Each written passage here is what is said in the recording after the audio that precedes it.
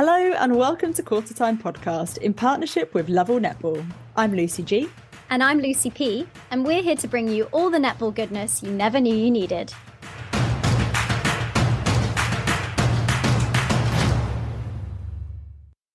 At Qtr Time Pod, we are big advocates of being open when talking about periods.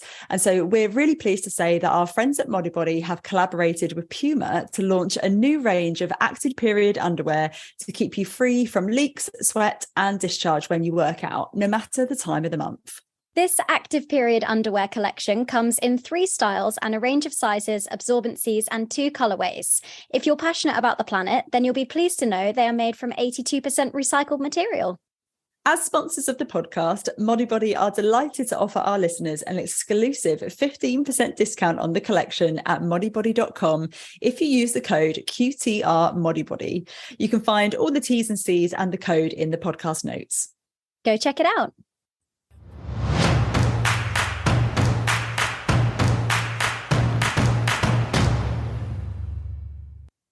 Hello, everyone, and welcome to episode 10 of Qtr Time podcast. Happy Easter weekend, everyone. I hope you all had a lovely bank holiday and enjoyed that last weekend.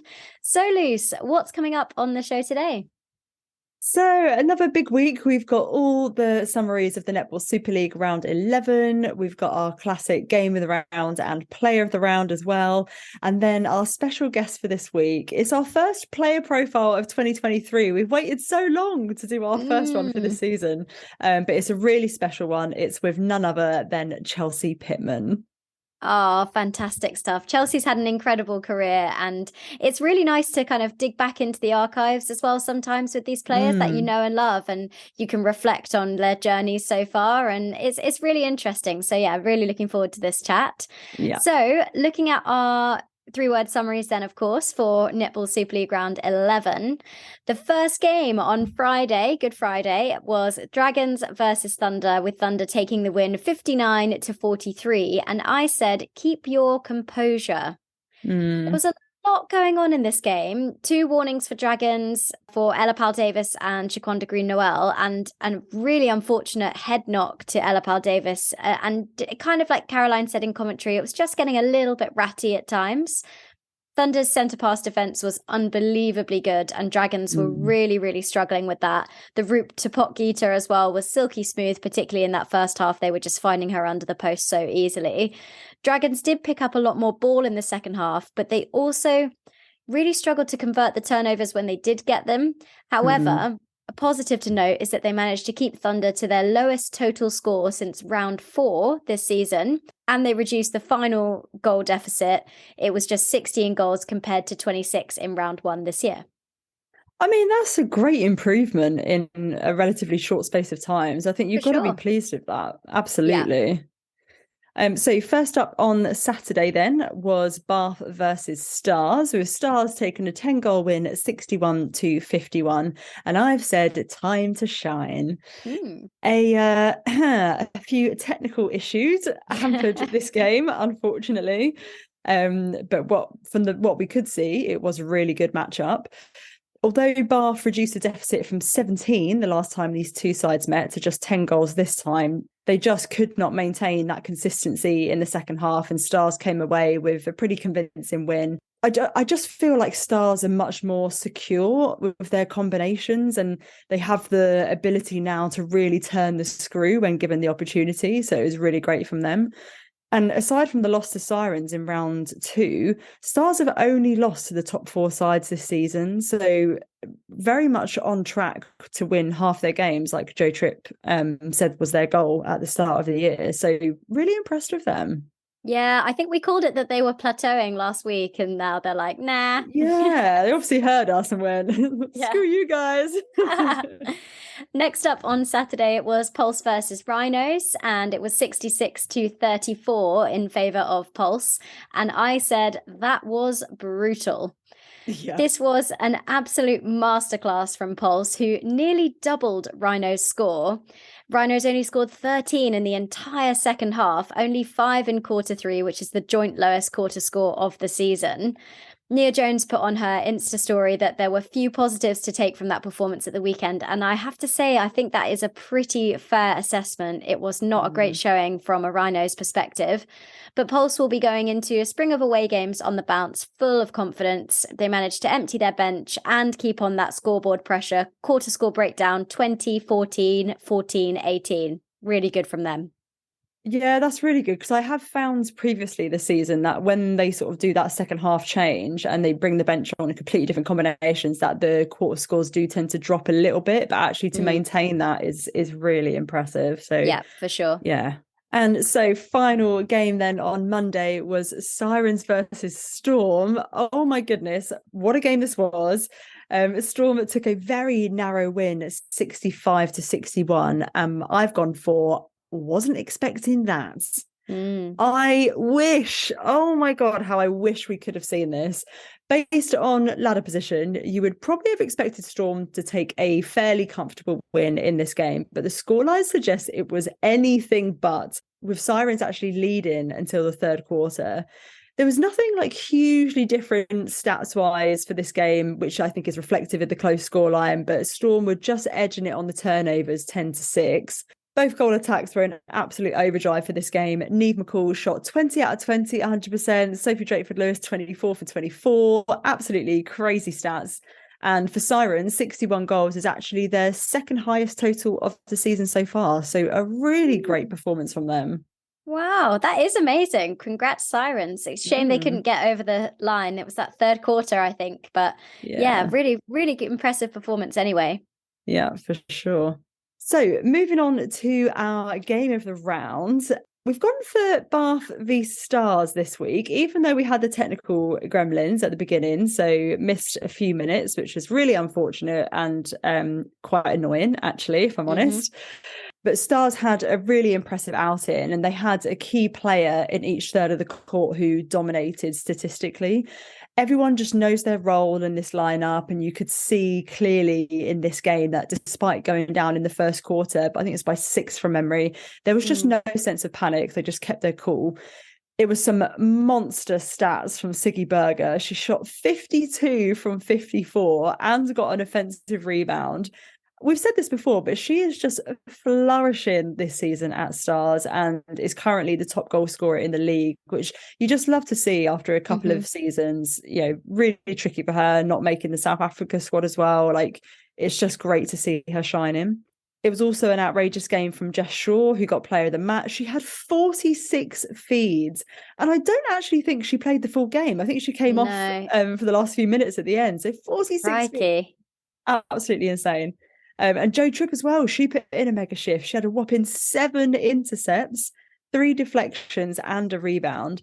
I will say, though, as great as Stars are currently, even though we did think they were about to go into a mid-season slump, I do think that without Jo, it would be a very different Stars team. So she really is bolstering that back end. I think for Bath, my problem with them is that they just can't seem to find a consistent 7. There are so many changes in every single game. For this one, we saw all 4 shooters come on in this game. We had a variety of defensive combinations. I think all the defenders came on. In fact, Kirsty Harris is actually the only player not to take to court. And by this point in the season, I would expect all teams to know what their starting 7 is, with maybe 1 or 2 changes to that 7 depending on who your opposition is, and then understanding the impact that your bench will have. But each game, it just kind of feels like a bit of bib roulette. Like, I don't know who I'm putting my money on to start in any position, and I feel like they're just throwing the kitchen sink at their games via their changes rather than actually adapting what they're doing on court, which kind of gives me like, it brings up the trauma of England Roses from Commonwealth Games. It kind of just feels like they don't know what they need and they don't know what impact their players are having. So they're just throwing people on to try and find an answer. Yeah. I mean, I think what we do know is that Sophie Kelly needs to be on the court. 100%. She had another incredible game this week. She was our player of the round last week. She shot the most of any Bath shooter this week by quite some margin, I have to say, with 24 from 28.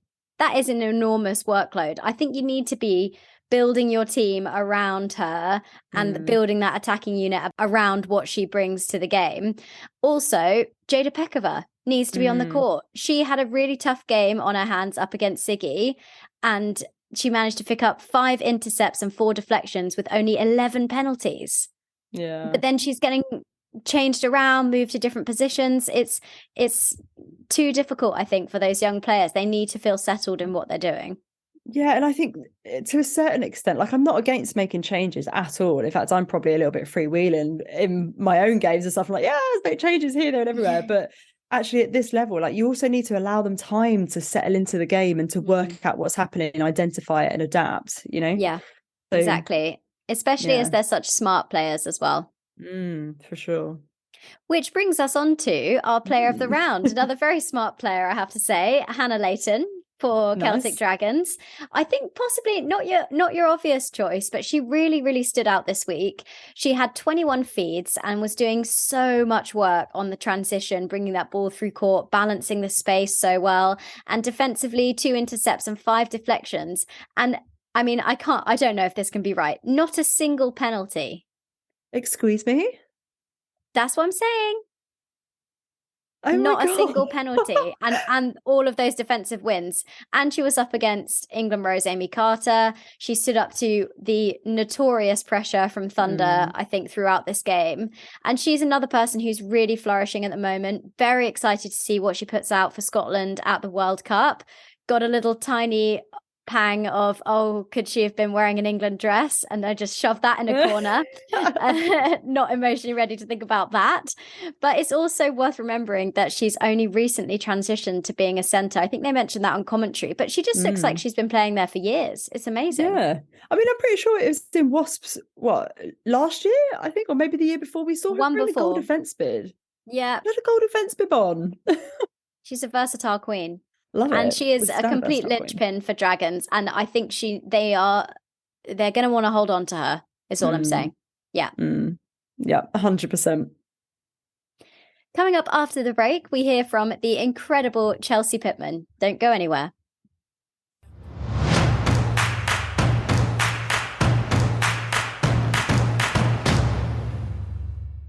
I don't know about you, Luce, but it gets to this point in the season and all I'm thinking about is getting new trainers. You know, when you're just eyeing them up all the way through, I'm feeling it. Yeah, I love a bit of new stash, but I'm the type of person, I'll put all of these things into my basket, spend hours and hours looking around, but then I'll never actually go through with it. It just sits in my basket forevermore. It's so true. I know, honestly, can relate. But luckily, Lovell Netball are offering a 15% discount on all first-time orders with code NETPOD15 at lovellnetball.co.uk. So you're sorted. Yeah, and honestly, Lovell Netball is the place to go. Whatever you want, they've got absolutely everything. Everything. Such a good range. Yeah.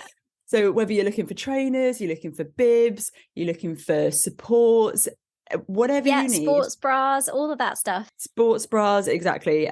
They have got you covered. So don't forget, that's a 15% discount off all first-time orders with the code NETPOD15 at lovellnetball.co.uk. Love a bit of Lovell. Oh my God. Love a bit of Lovell. Love a bit of Lovell. Happy shopping, guys.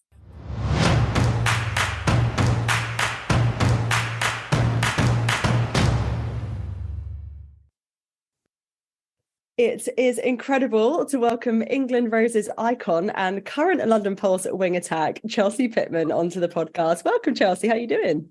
I'm good, thank you. An icon, I don't know about that, but I'll take the compliment. I mean, I definitely know about that. You absolutely are an icon. So it's a real privilege to have you on the podcast with us. Today, we're going to be doing a bit of our first player profile of the season, actually. We normally do a couple each season. So really excited to get stuck into your career. Going to take a deep dive into your career so far. But before we get on to that, obviously, we're halfway through the Netball Super League season now. How's life at Pulse? How's it all going? How's it feeling?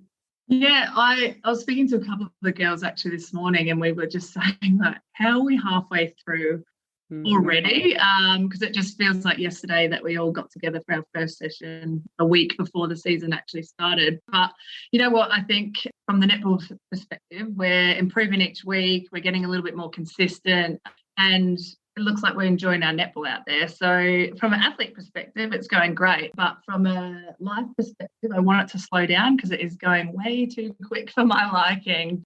Yeah, completely agree. We were recording this morning and we were like, oh my God, it's the end of round 11. Like, what on earth is happening? And before we know it, it's going to be Netball World Cup time. So very much relate to the time flashing past. But let's get stuck into today's episode then. So your playing profile. We're going to take you right back to the very, very beginning and how you first got started in netball. We read that you were reluctant to play netball initially as you're a bit of a tomboy, which I was as well. So nice to know I'm in good company because you perceived netball to be a girly sport. Fortunately for us and the rest of the world, you did give it a go and later ended up at the Australian Institute of Sport, where you were spotted by Diamonds coach at the time, legendary Norma Plummer. So when was the first time that you kind of felt really serious about making netball your career? It was around 17, my second last year of high school. I was 17 and I was basketballer as well. And I had an opportunity with a Sydney basketball team at elite level or the Sydney PAB Swifts at the time. And so I had these two contracts in front of me and I didn't know what to do. I was like, what do I go for? Because basketball had only recently started playing and a few years leading up to that. And netball I had been playing for a while. And I remember my close family friend, she was the personal assistant to Deborah Hutton in Australia. And Danny Roach was also one of her close friends who was an Australian Hockey Roos player. And she actually teed up for me to go have a lunch with them at their house. And so I remember sitting there talking to her and just weighing up the pros and cons of where do I want to go and what do I want to do and like an Olympic sport versus a non-Olympic sport. And we just had a chat and she told me about her career a little bit. And then I still remember Deborah Hutton came into the kitchen area and was just like, choose netball, like you have to wear a dress, like it's real pretty type thing. And I was like, yeah, okay, cool. And I sort of just, that stuck with me and made me giggle. And I think whether it was my safe space or not, I chose netball because I really did love it. And it was something that I definitely wanted to pursue. And sometimes you think back and like, what would have my life looks like? But I don't get the Hollywood sliding doors opportunity to see what that was. So definitely no regrets there. But that's how I guess it came to fruition of me saying, all right, I'm going to wear a dress for the next decade and a bit. I mean, that's really interesting though, because actually I hadn't considered it as a Olympic sport versus non-Olympic sport. And actually like that is a major consideration because we don't have the same opportunities as a lot of other sports does in terms of like what our pinnacle events are. So I think that's absolutely a fair consideration. But what is it about netball that kind of really got your heart?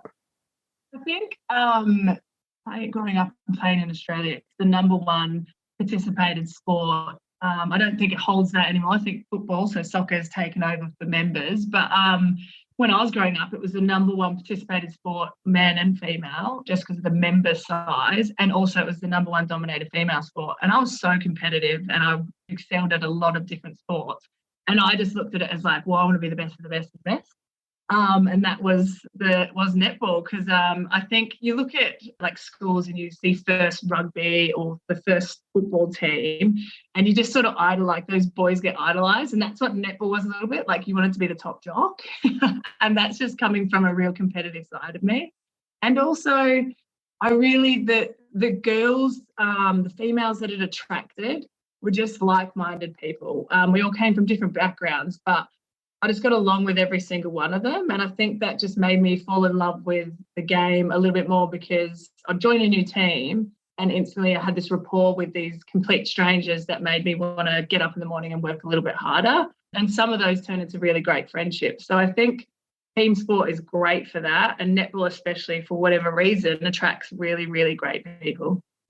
It is something funny about netball, isn't it? We say it all the time on the podcast that it really is the people that make the sport, whether that's the really big characters, the players, like the coaches or the volunteers, at every level, it really is the people that make the sport. But if we fast forward a little bit, in 2010, you signed with Canterbury Tactics, as they were called then. And this was also around the time that you transitioned from goal attack to wing attack.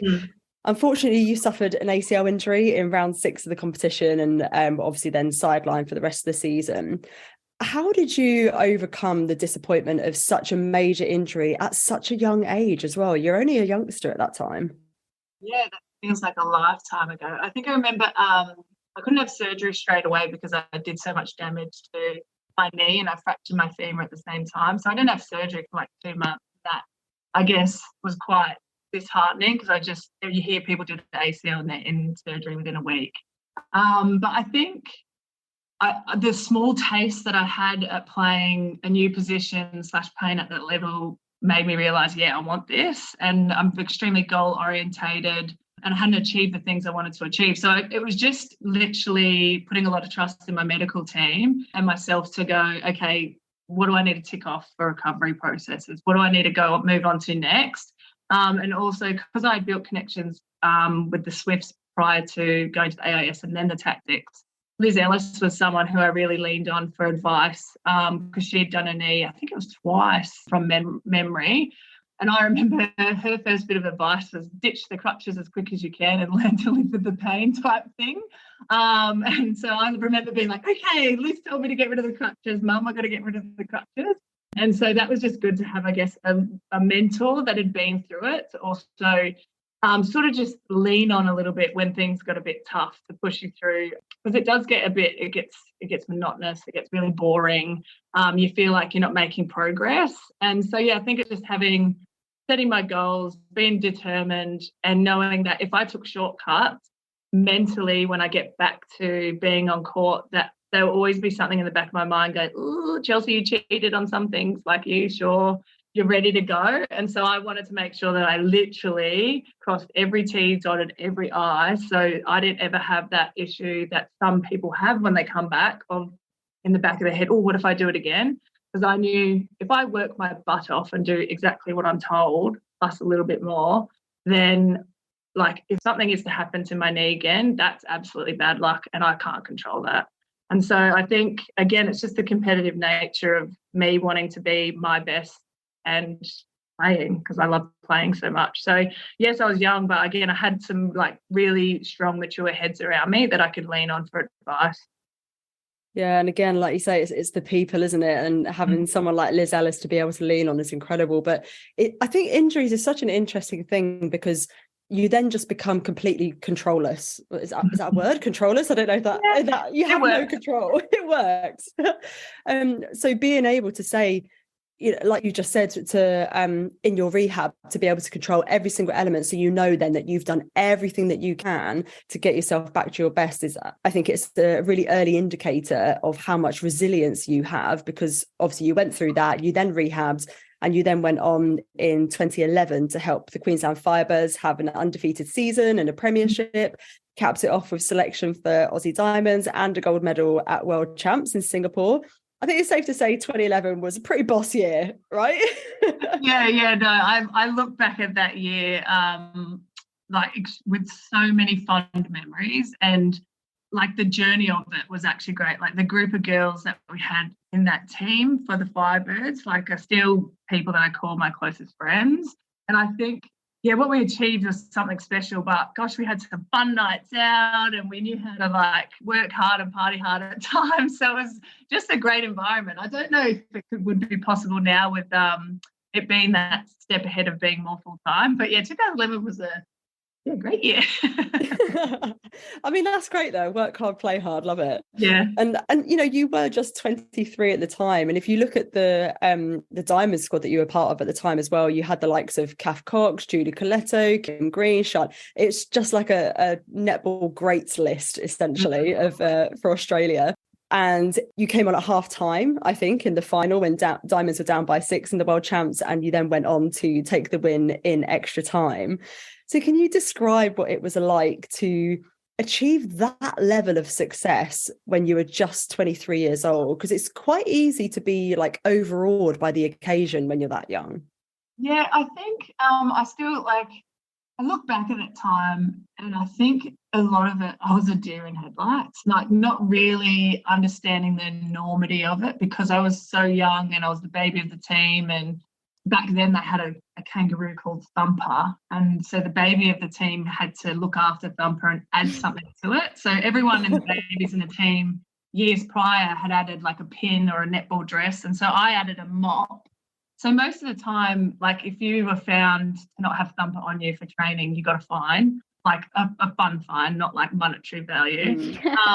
And so the girls would try and steal it and stuff. So I feel like most of the time I wanted to be the best Thumper minder ever, that I was so worried about that but not actually paying attention to the netball around.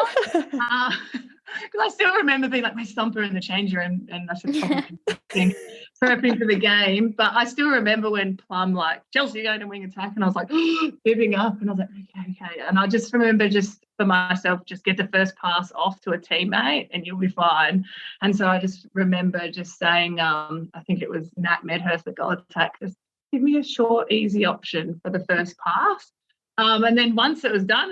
You just got going. And I still remember to this day, and Plum and I have actually caught up and spoken about it, because the year before Australia had lost in the Commonwealth Games final, and there was someone who had broken the centre pass, and they lost the possession. And, yeah, the rest is history. New Zealand won. So we did a whole training session on wing attacks and goal attacks, not breaking. And I broke in the fourth quarter, and I still remember I looked at Plum and she's like throwing her hands down, and I was just like, I'm so sorry. And then after when we won, she's like, oh, kiddo, I don't think you broke, but like lucky. And I was like, I would never have seen a netball court again, I don't think, if we had lost that. But so they're the things that I remember, not necessarily the pressure of it, but oh my gosh, please don't hurt Plum's feelings, because like I really respect you and I want you to respect me. So that's the 2011 World Cup final I remember, as well as then, yeah, obviously when we won, just being an absolute like, holy shit, you did it. Wow. Sorry, I just swore. No, that's fine. No, it must have been an incredible thing. And actually, I knew about the 2010 loss, but actually bringing it into context there, you know, how narrow that defeat had been, and then to turn it around the following year just makes it even sweeter. I think it's the same. We were speaking to Courtney Bruce a few weeks back, and she said that obviously winning in 2022 had so much, there was so much gravitas behind that because of the losses that they'd had. So yeah, it's fascinating. And you mentioned Coach Plum there. She's an incredible person. You know, we've spoken to her as well. And I mean, she came on the podcast, she had like a glass of wine with her. No, it was a G&T. It was the biggest glass of G&T you've ever seen in your life. It was almost the size of her head. It was hilarious. Mine is coffee. Yeah. It's nothing exciting. Yeah, and she's incredible and an absolute icon. And then she obviously stepped away from the Diamonds head coach role shortly after, and the Diamonds hired a new coach, which was of course Lisa Alexander. And shortly after this, unfortunately, you were dropped from the Diamonds, and the feedback was that you only played one position and you weren't fit enough, which is, I mean, I find baffling. But anyway, what was your reaction to that specific feedback at the time? I think I still remember it, like I was extremely like disheartened and gutted, because goal attack is my second position, but I can't say to a coach, at that stage I was still playing and training in goal attack, I can't say to a coach, oh, can you play me there for position, like for selection criteria and purposes? So that's hard to hear, but I also understand that, yeah, I'm definitely a specialist wing attack, and I'd say that now. And then the fitness side of it, because we hadn't been tested, I was a bit like, we hadn't had any recent fitness testing. I was a bit like, okay, yeah. The hard pill to swallow. But again, I was like, okay, well, I can control that. That's fine. I like, there are things that I can go behind the scenes and work on myself. But I think it was just a bit too late then, because I didn't even make the squad or get at the time invited to be in the squad. And I thought I at least deserved to be invited into the camp, because looking back at that year, like stats wise, I was one of the top wing attacks for what you'd say are positive stats for that position. But again, like, that's just the way sport is. You have to be able to tick boxes for selectors, and for that year, that they were looking at a very specific style of play, a very specific style of player, and I didn't fit that mold. I can't say in hindsight, would I have loved to have known that 2 months leading into it, that we need you to be working on your fitness if you want to be reselected? That would have been fantastic. But that was just the case. And I remember I was devastated. I cried a lot. You know, when you're on the phone and you're getting told the news, you're like, yeah, okay, thanks. And you're just like, let me go so I can cry. And then I just moved on. You just sort of go, okay, well, I can control what I can do, have the sad 24, 48 hours, and then get a bit of, I guess, the fire in your belly to be like, I'll prove you, I'll show you. And it sort of made me step away from the game a little bit to try and find a bit more of a life balance, because at that stage I was so focused on netball, and I sort of like put all my eggs in that basket. And so I guess it was a blessing in disguise, because it made me go, okay, if you aren't successful, you don't have that much going about yourself, Chelsea. Maybe you should start sorting that out or having a bit of life experience. And that's exactly what I did. Yeah, it's interesting you say that, because you did then take some time out to sort of consider your netball future. You spent a year at West Coast Fever in 2014 as well, before that. And fortunately, you chose to come and play in the Netball Super League for Manchester Thunder under head coach at the time, Tracy Neville. And we know it was around this time as well that you spoke to Tracy about being eligible to play for England due to your father being born in Yorkshire. However, in order to be able to be eligible to represent a different country, you had to stand down from playing in any major tournaments for 4 years, which then ruled you out of playing the 2015 Netball World Cup. So having to do that, how difficult was it to have to watch that competition from the sidelines? I didn't watch it. You didn't watch it? I didn't watch it. Not a single game? Not a single game. No. Wow. Even to this day, have you watched it? No.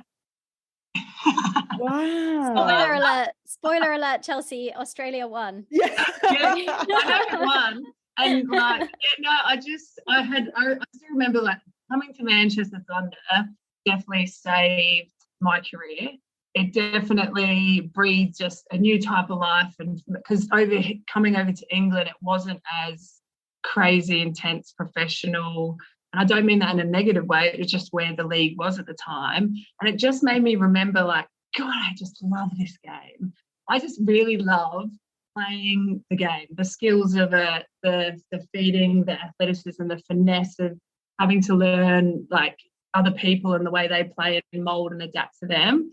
Like, I'd forgotten that that's the stuff that I really enjoyed. And so coming to Thunder was just a breath of fresh air for myself. And I was like, oh, okay, yeah, no, I don't. Because I thought I'd just do that for one season and then step away. That's where my head was at.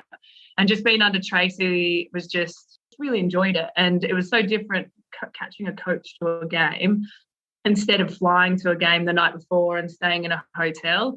And I even remember like one bus trip back was when we knew that we could maybe have a couple of drinks and play fun games. And like, I'd never experienced anything. And I was like, this is cool. This is a lot of fun. And then it gave me back the fire in my belly to be like, okay, yeah, cool. I want to go back to bed, trying to be at the top again. Wow, I think I had no idea that you hadn't watched any of those games. I find that absolutely fascinating. But also highlights. I looked at the highlights, but I did not tune into one game. I messaged people for good luck and paid attention to scores, but actually to sit down and watch a game, I didn't. Wow. I mean, I think that's absolutely incredible. But I'm also I'm so pleased that you were able to kind of re-find the love for the game in our league, actually, because there's a lot of people talk a lot of shit about NSL sometimes, but there's actually a lot of really good things about the league. And actually, if at the very least the only thing it does is help people reignite their love for the game, then it's that's incredible. Like, that's amazing. And obviously, having gone from representing Diamonds to then representing the Roses, I can't even imagine kind of what that change in mentality must have been like. And we read an interview that you did with the Women's Sport Alliance where you said, I look back on that time as a Diamond really fondly, but sometimes I feel awkward talking about it because I play for England now. So were there any times where you really felt that division or felt torn about representing a different nation? And do you ever sometimes wonder of like what could have been if you did carry on playing for the Diamonds or trying to put yourself up for selection for the Diamonds? Not really, to be honest. I don't even know if I would have ever been reselected for Diamonds anyway. And they're questions that, again, we can never know. But yeah, I even now I still feel awkward about it because for me to become a diamond was like the thing I wanted to achieve, you know, when I was younger. And then for me to be able to say when I debuted for England, I had the exact same profound pride that I felt when I played for the Diamonds and debuted. And then some people, when you have a conversation about it, think you're lying about that, but it's not. Like I had such an emotional journey to getting the opportunity to play for England and to be able to stand there with the girls and sing the English anthem instead of the Aussie one. Was just, I had the exact same emotions, but probably a little bit more because of the journey it took for me to get there. And I understood all the girls that I was standing next to, that had been their dream since they were a little kid.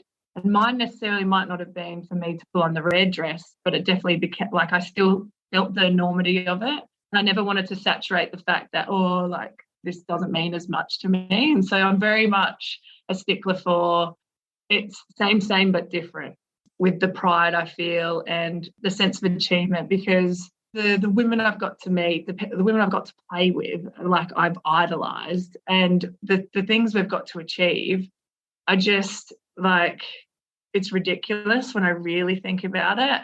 I feel such a sense of home ever since I've walked into the first camp in Loughborough, absolutely like shitting myself for my first camp. I've just such a sense of home, because if you speak to anyone that knows me really well, they'll be like, she's a bit of a weirdo, just the way, like, my humour is, and I muck around and I just make sound effects instead of using English words sometimes. Like, I'm just an oddball, and just I was accepted straight away for me, and England really accepted my unique style of trying to play wing attack as well. I still think I play a little bit different to everyone in wing attack, with just the way I like to set up plays and maybe use my body a little bit more than trying to just rely on speed. And England were like, we want you to be at your best. These are your strengths. Let's work on that. And I was like, what? I don't have to mould to be someone else? This is amazing. And so since then, that's just the sense of, belonging, home, pride, everything. I feel when I get to say I play for England, I'm an English Rose, because it is amazing. It's freaking amazing. Yeah. Oh, wow. I've got a bit emotional actually hearing you say that, because obviously we're proud English fans as well, and to feel that someone can come from a different setup into our setup and our elite program and feel that sense of belonging actually makes me really proud, and it's really significant. And obviously you did go on to achieve incredible things with England, which we'll come on to. But I just wanted to question you on something. So we read in an article from the New Zealand Herald that your mother is actually a New Zealander, and they reported that you would have been eligible for the Silver Ferns after the 2015 World Cup. So was this ever something that you considered? And if so, why did you choose England? I had a relationship with Tracy, so that definitely helped. And I remember Tracy and I had a conversation around it. I can't remember if I was in England or she rang me up to be like, hey, Chelsea, what would you think when the time comes? And I remember we spoke about it, and I said, let me have a think about it. And that's where that's at. And so, and it made sense for me. In New Zealand, I played I played 2 years, tactics, small, and then poles. And it briefly got mentioned, but it never, it just never happened. It never felt right. It just was a passing comment. And I was like, oh yeah, that could happen. Yeah, okay. And then that was it. When Tracy, it was a genuine conversation. I was like, oh yeah, okay, cool. Let's talk a bit more. And again, you just don't know I didn't know if it was going to actually happen. I had to go through the selection process. It wasn't just Tracy wants Chelsea playing. There's a whole team behind the scenes that select teams. Yeah, so legally I could have been able to play for Silver Ferns. But yeah, so mum's Kiwi, dad's English. I'm born in Australia. I'm just a pound dog, call me. Yeah. But then, well, I mean, I have to say, Chelsea, we're extremely glad that you did decide to become an England Rose and took that path. And you were, of course, instrumental in England's historic win on the Gold Coast. And I really think that, we can't talk about it enough. That moment just changed the game completely for international netball. And for you personally, it must be such a significant landmark in your playing career. So did you feel any sense of irony that you won a gold medal in Australia up against your former side playing for England? No, to be honest, I think I realised how big of a moment it was. I still remember, I guess, the change room the day before for the Jamaica series, for the Jamaica game, sorry. And Amma was speaking to us and she was like, well, tomorrow, do we want to be fighting for maybe winning a medal, or do we want to be in a position where no matter what, we're going to be medaling, but having the opportunity to walk away with a gold medal? Like, she said it a lot nicer and was really planned and it was very inspiring. And we had to, I remember we had to put a gold peg on a gold shimmer blazer, I think it was. And I was like, oh, the gold, yeah. And we all obviously thought that. And then I still remember walking out for the game and I bumped into two ex-Australian players, I won't name them, and they were just like, oh, just make it entertaining, like don't make it a whitewash, like thinking we were going to get flogged. After I literally made eye contact and I just was like, ha, ha, ha, type thing. But yeah, like I just remember the crowd was just so electric and loud, and just for them to be silenced for a period of time of shock was just amazing. And just the emotions, I remember crying, like just overwhelmed with such, I can't even put it into words. I need a person who's a writer with like dictionary and thesaurus of words, because I can't summarize how amazing it was. And to be able to do that in Australia under those circumstances, like, it's just so great. Like, obviously it was a history-making win, but what I loved, and just memories that are coming back to me now, I remember, because at the village, every country has an apartment block, and they usually have a hub for their country where they'll have a big cinema screen and beanbags. And when we got back, it was so cool because all of Team England had got together in the Team England hub and were watching the game, and everyone apparently, as we won, were like screaming and just were like, oh my God. And these are all athletes that have achieved things themselves, but apparently like everyone got together to watch the last few minutes because it was close and everyone was hearing about, oh my God, the netballers are like, they're really close, so they might win it. And so when we walked back in, we just felt like rock stars because they're like, oh my God, this is so cool. And I was just like, and when they were telling us stories, like, yeah, we all got together and we watched it and we're all screaming, jumping around. I was like, this is what sport is about. Like, if you have the opportunity to experience that, whether you're on the winning side or you're able to be in the hub to watch your own country succeed, it's just the best feeling in the world. So they're the little things that I'm like, oh yeah, what we did was pretty cool. Pretty cool. I mean, that's probably understatement of the year, but that is absolutely incredible. And like, we always talk, I mean, we could literally talk about this game till the cows come home. We take every opportunity to reference it, don't we? But like, we know and we speak all the time about the impact that it had on the netball world and how it changed netball world order and all the new people playing netball and all this kind of stuff. But actually, I almost get too absorbed into that and I forget about the impact that it had on the wider sporting world. And obviously you guys then went on to win Spotty, like greatest team, greatest sporting moment. And so it's important to actually reflect that it wasn't just the sort of netball world that changed. It was sort of women's sport landscape as a whole. So it truly was absolutely incredible. And obviously the following year as well, you were selected to represent England at another pinnacle event. It was the Netball World Cup in 2019, a home cup as well. You played every single game. You won a bronze medal and you also got married to your second husband, Shane, later on in that year. Mm-hmm. You really sadly revealed that you experienced 2 miscarriages and an ectopic pregnancy during the time between the World Cup and the following SSN season. And firstly, like we want to thank you for your bravery in sharing such a personal story. And we know that by you speaking out and being so open about it, you would have helped countless of netballers who are going through similar situations with your honesty, and really commend you for sharing that experience. But what really struck me about this is that, again, you were faced with so many different challenges off the court while still being required to perform your absolute best on court.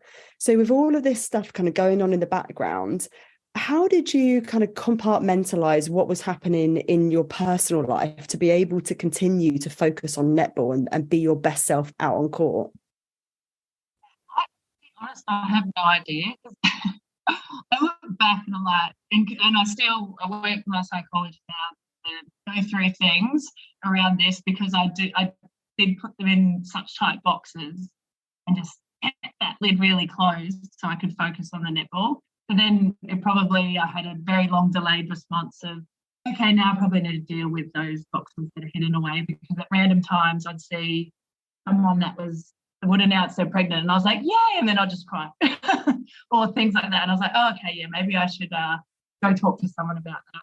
But I think also it was just, the hardest thing was you find out, I guess, you're pregnant, and then you're like, okay, yep, I know, like I tell the team at this time, I go through the process of that, because you run the risk of miscarrying. And then in your head, you're like, okay, I'm not going to be playing netball. And then you miscarry, and then you're like, oh, okay, you're going to be playing netball again. So you need to. So it was extremely difficult, because I remember I came over, I'd already had the miscarriage, and then we fell pregnant again. And then I came over for England tour, and I was umming and ahhing, like, oh, do I tell Jess? Do I speak to Jess? Because I didn't want it to, because I still wanted to play. I wanted to have baby and then come back. And so I remember speaking to the team doctor at the time going, I'm not tough. I'm really tired all the time. And he's like, okay, that's fine. Like, we'll deal with it. It's all good type thing. And so then I told Jess, being like, hey, guess what? So I'm pregnant. This has been my last series, everything, how exciting. And then I still remember we had a practice match a week later, and then I had spotting, and I was like, okay, so I might have to. So I went to see the doctor, and then it was just a long process, because I still remember, because this is through the test series, and you have your blood. I was getting bloods every day to see, and I hadn't told any of the girls except for Jade.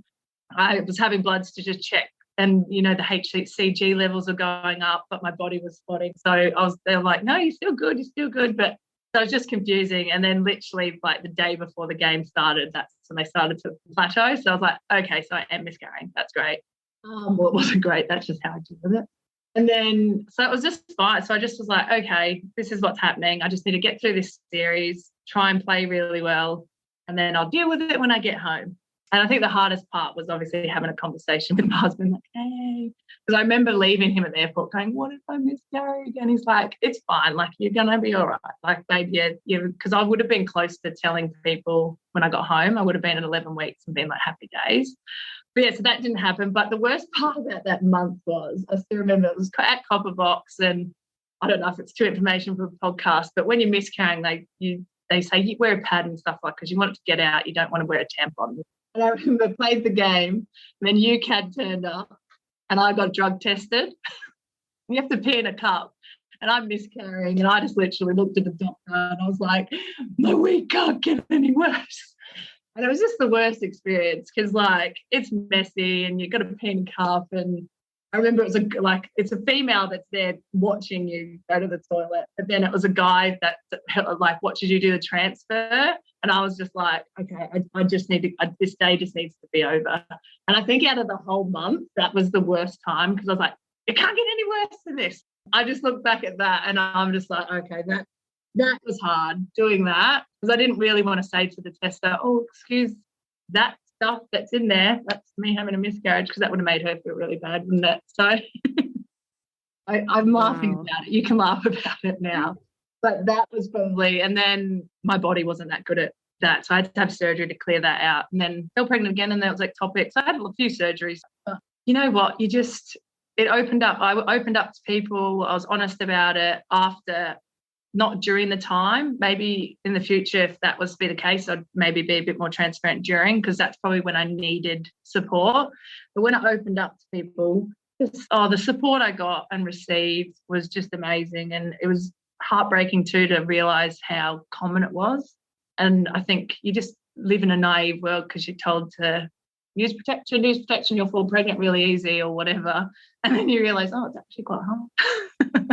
Yeah, I mean, we spoke to Nat Butler a couple of weeks ago, and we did an episode on the female athlete talking about pregnancy and miscarriage and fertility and stuff like that. And it is so unbelievably common, but I can't even wrap my head around like what you've just said and what you've had to go through like in that moment. I actually I can't imagine what that would have been like. And for you to feel comfortable enough and confident enough to share that to our listeners, I think is really commendable. And I cannot tell you how many people that you are likely going to be helping by talking about this. So a massive thank you. And I'm just really sorry that you've had so many crap experiences like this. Like I'm a little bit speechless, really, to be honest. Luce, I don't know.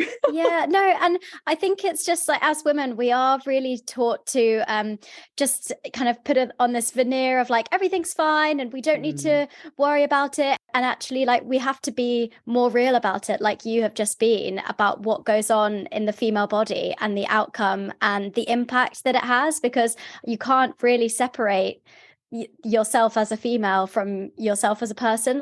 When we were reading about you for this episode, I think your desire to want to become a mother kind of came up a lot, and then all those challenges that you went through, I know that other people will also be in that boat as well, and it will help them, like you said, Luce, to hear that from you, that, you know, while you struggled, you would have liked to reach out at the time. So I do encourage anyone listening, if you are going through that, we've put a link in the show notes to some places you can look for support and help. So yeah, thank you, Chelsea, for sharing that as well. But I am really pleased that when you did sort of share to your teammates and to Jess and everyone at the time, that you did feel that level of support in the immediate, like, yes, maybe we could have had conversation earlier, but actually to know that you had the support at the time was great. But that wasn't always the case, because we know, so 2017 to 2020 you were playing domestic netball for Adelaide Thunderbirds in SSN, and you described Adelaide as home in an article from a few years back, and it must have been a real shock for you when T-Burst decided not to sign you in 2021. And you've been quite open about the fact that Thunderbirds only gave you that sort of surface level support following your miscarriages and ectopic pregnancy. And you shared that you feared that your ambition to become a mother played a part in Thunderbird's decision not to sign you. How, at the time, did you overcome being so badly let down by a club that you'd given so much to? Or is there still a bit of anger with you at the moment about the way that you were treated at the time by Thunderbirds? Not now, not like that's definitely in the past. But no, like at the time, I was so heartbroken. I remember, again, it's like you're getting told the news and you're like, yep, okay, get me out this room. I need fresh air. I just need to like ball my eyes. And I remember because I was so heartbroken, and the reasons why, or what I believe were. I just remember calling my like closest friends who live like 3 hours away, and they're a couple. They jumped in the car and came straight down, and they bought some drinks, and we got drunk, and just were like, oh, let's just have fun together. Let's just not forget about it. And then obviously you have alcohol, you cry some more, and so maybe it wasn't the best mix, but that's just what I did. And then I had 3 more games to get through, so after that I just was like, I'm just gonna enjoy my time and cherish it. It was really hard because I was the captain at the time, and I remember because we were still doing, wasn't COVID protocols, but we still were in and out doing certain things. I remember telling the girls over Zoom that I wouldn't be returning and I wasn't getting recontracted, and that was just really hard because I would have preferred to have done it in person, but it probably made it easier for me because I could just say, okay, bye, hang up after. But it just was a really unenjoyable, my last 3 weeks there. It was really, really tough to put on a brave face because of it, and I chose to break the news myself that I wasn't being re-signed and put that on Instagram. And yeah, I'm just like, they weren't happy about that, but that's all right. I can't, like, I wanted to say in my own words. Yeah, I just like, I would have loved for it to have ended better, and I would have loved my last few weeks to have at least been enjoyable. But I played good netball. I thought 2020 was one of my best seasons. yeah, so again, you can't, that's sport. You cannot really go inside someone's head and see what they're thinking unless they want to be transparent and honest with you. So you can only read between the lines and pick up on what they're not saying with certain things they are saying or slipping up saying to realise, yeah, okay, that's what it is. But I like, they're going so well this year, and you know what, I look at them and I just hope they succeed. So obviously I'd have no ill feelings towards the Thunderbirds because I love the girls, and I wish the club all the success. Just the way it is, 2020 ended really yuck for me at the Thunderbirds, but to have been able to captain them 2 seasons was an absolute honour, and I loved it, and I still classify as Adelaide as home. No, I mean, I remember actually at the time, that outrage on social media from netball fans was incredible, and I felt so angry for you. But I think there's obviously a lot of lessons to be taken from that, from everyone around, you know, for management, maybe how to handle situations better, and then from you about how to learning to overcome a different type of obstacle. So there's sort of things that we can take out of it and growth that everyone will have from it. But sort of talking about your career and a slightly more the more positive aspects of it. Obviously, during your first 10 years of elite netball, you represented 6 different domestic clubs in 2 countries. So much variety, which is incredible. Like, I kind of love that. So many different coaches, so many different players. Do you think that this variety has kind of given you some useful advantages? Like, has it taught you to play different styles or learn how to play with different people and adapt into different environments? Or would you have preferred to maybe have a little bit more consistency? I think, like, in an ideal world, I would have loved to have stayed in Thunderbirds and be me for the next few years. But like, that's not me being negative towards me being at Pulse right now. No way. Or me having the opportunity with people. That's just in an ideal world. But in saying that, I look at every team that I've had the opportunity to play for, and I've learned something new, whether it's from the strength and conditioning side, the netball side, the coaches and the players around me. If I didn't do that, I don't think I'd be the player I am today, or was a few years ago. I think that has the way I've gone about my netball career, and I have never done the changes for chasing money. I've never been a big, highly paid player.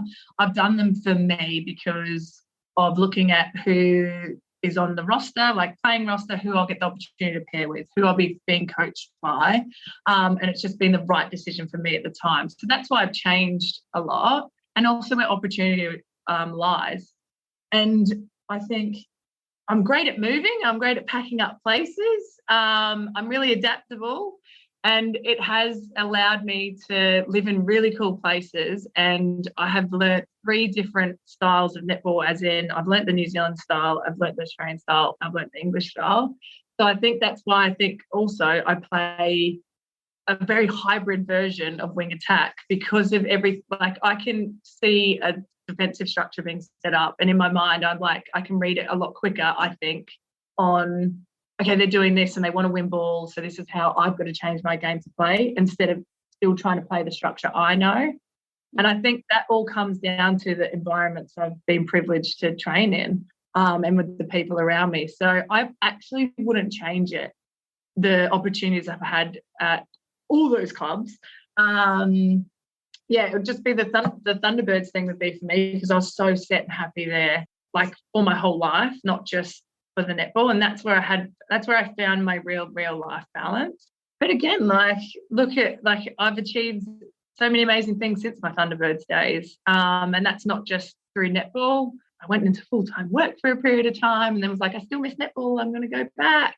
Yeah, so I believe things teach you. You can choose to have a positive lesson from it, and it's okay to also be extremely negative about something for a period of time, but there comes a time that you need to sort yourself out, move on, and see what makes you happy, and find that and chase that.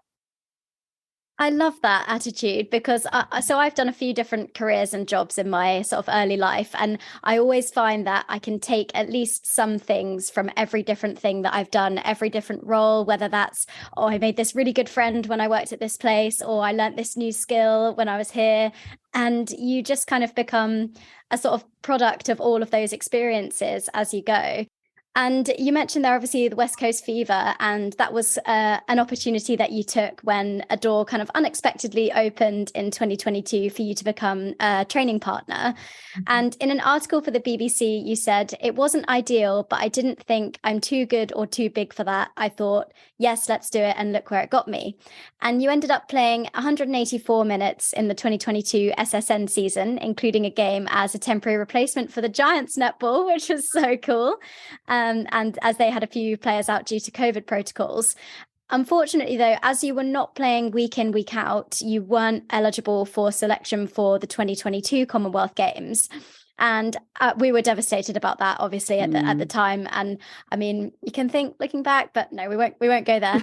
But at the time, when you had worked so hard to get back on court after not being contracted by the Thunderbirds, did you feel a degree of injustice at all, or were you happy? I know you were involved in an off-court capacity with England at the time. You know, was that kind of enough for you at that stage? Oh, I was part of the long squad, and so I came over and was doing remote training at Loughborough while the girls were in camp in Nottingham, and then came in for a practice match against them. And then I did a couple of appearances at Commonwealth Games, working for Commonwealth Games at the netball hub. You would have seen it. It was like a little engagement area. So I did a few days of that. Did not see 1 minute of netball played. Yeah. Wow. So you didn't watch anything live or on replay? I watched the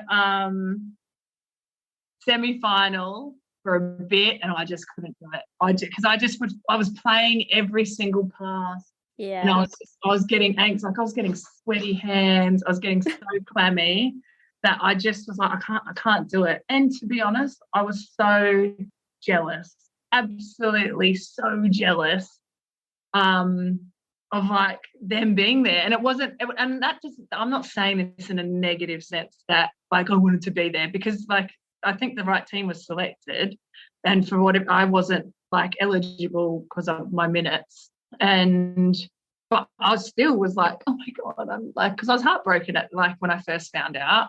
But that's just because I care, and because when you want something, if you say, oh, it doesn't bother me, then you're either lying, or why are you even bothering trying to achieve something if you actually don't have that disappointment? Because that's the thing that keeps you ticking, I think. So yeah, I only watched that a little bit, and then when it came to my nerves would not handle it, and my heart. But I was following the scores. I just physically couldn't watch it because I even talking about it now, I get nervous, and it's already been. Yeah, it was tough. Like I still can't rewatch the Netball World Cup semi-final against New Zealand. I still to this day can't watch it. I haven't watched it because I still remember after that game. I feel like I'll cry even talking about it now. I still remember we went back to the hotel. Oh, it's getting me emotional. And so many of the fans are there, and I just was like, oh my God, we lost them. I just felt so sorry. Like, I'm so sorry we lost the game for you guys. And that's how I was feeling. And I was like bawling my eyes. And then I remember the next day when everyone turned out again, when we're getting out of the buses, and they were all there cheering us on. And I started crying in the bus again. And I was like, I just feel like we've let them down, guys. And I can't remember who it was. And they were just like, focus. And I'm like, no, we have.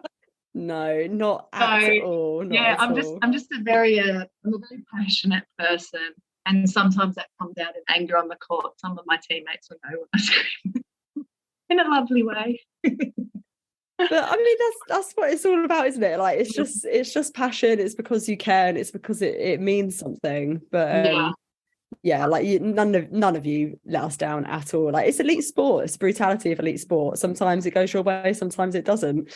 And obviously now like we're able to see you out on court for London Pulse, which is absolutely incredible, and to be alongside legends like Jade Clark as well, like it's just phenomenal. It has been a tough road, I think you'd probably agree, but you are back now after a difficult few years, and you are in contention for selection for Netball World Cup later this year. So if you had to I suppose, like, narrow down and specify your driving factor. So the thing that keeps compelling you to keep fighting for that selection and position.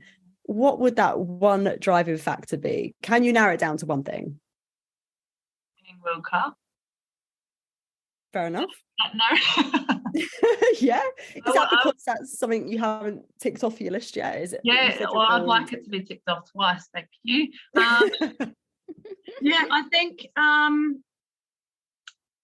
like that. I guess that's the top. Like, I want to be selected, obviously, but I like, if I'm selected, I want it to win. I don't want to. I want to achieve World Cup success. We've had Commonwealth Games success, but now it's time to tick that off. And I think it's going to be extremely hard. Like, I would not want to be a selector, because that's the beauty of where England Roses are at the moment, is we have so many great players, and we've got not just 12, like we've got from 20 to choose from. So I think for me, like, I want to be there because I want to be able to achieve something we haven't been able to do, and I believe that we can do it. And so I think, is it going to be easy? Hell no. Winning is the hardest thing there is to do at elite sport. It's making sure every 1% is done with a little bit of luck falling your way, as well as every single person, the 12 plus the coaching staff and staff, all being on the same wavelength for 60 minutes, for another 60 minutes the next day, and for another. Like, it is so hard, and it's so competitive, and it's the best of the best. I want to be a part of that. And you know what, like, we with your sports psych, you speak about things about, how will you be if you're not selected and stuff, and I found that question quite funny. I was like, how do you think I'll feel? Like, I could be happy. Like, it's like, okay, well, how are you going to deal with that? I'm like, well, you've got to deal with it. Like, it's just the way it is. So on one hand, I'm either going to be the happiest person in the world, or for a period of time, I'm going to be the most heartbroken person. I know, obviously, that's in my eyes that I'll be the most heartbroken person in the world, because I don't know about you, but my mum will be like, there's always someone worse, blah, and I'm like, oh, yeah, thanks. This is not the time. But again, I like, cross that bridge when it comes. All I can control is being my best self for my team at London, being consistent, and us to continue winning games, because apart from World Cup, there's a Netball Super League premiership that is up for grabs, and I also want that. So that's first and foremost, and then anything else is just literally like, would just be the best thing ever. But yeah, I get superstitious, so I try not to think of it. Oh no, I think that's amazing. Like, yep, let's get the NSL ticked off the list first. Let's get that done and dusted. Championship for London Pulse, make a little bit of history there, and then see if we can tick another World Cup, this time in an England dress, off of your list. Chelsea, thank you so much for your time today. It's been such a pleasure to talk to you, and thank you for speaking with such what's the word? Like, openness and honesty. Like, you've been incredible. Thank you. That's right. No, thank you for having me.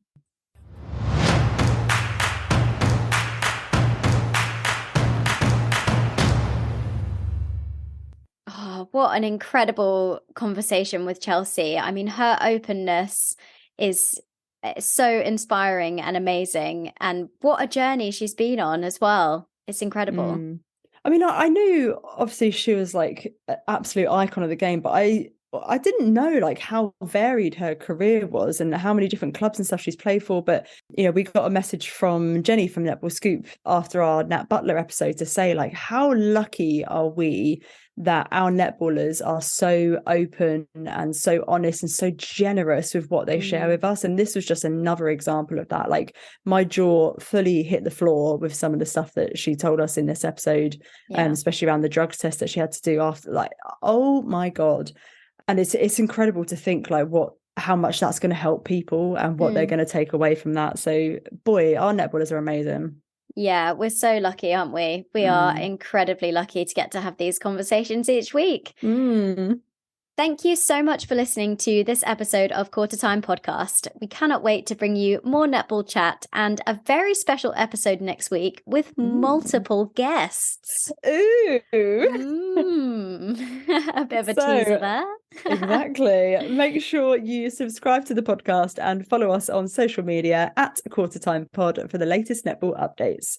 Get involved in the conversation online by letting us know what you thought of the matches this weekend and which players have stood out for you. We'd also really, really appreciate it if you could take a moment to rate and review, as it helps other people to find a podcast. We're also so close to 100 reviews on Spotify, guys. I can't wait to if you're listening on Spotify now, please just do a little review on the stars. It's very satisfying and we'll love you for it. If you enjoy listening to the podcast, do let us know as well. We love getting your DMs and your messages, and spread the word with your netball pals so even more people can get involved. Don't forget to take advantage of our exclusive discount with Lovell Netball by entering the code NETPOD15 at the checkout at lovellnetball.co.uk. Take care, everyone, and see you soon. Bye. Bye.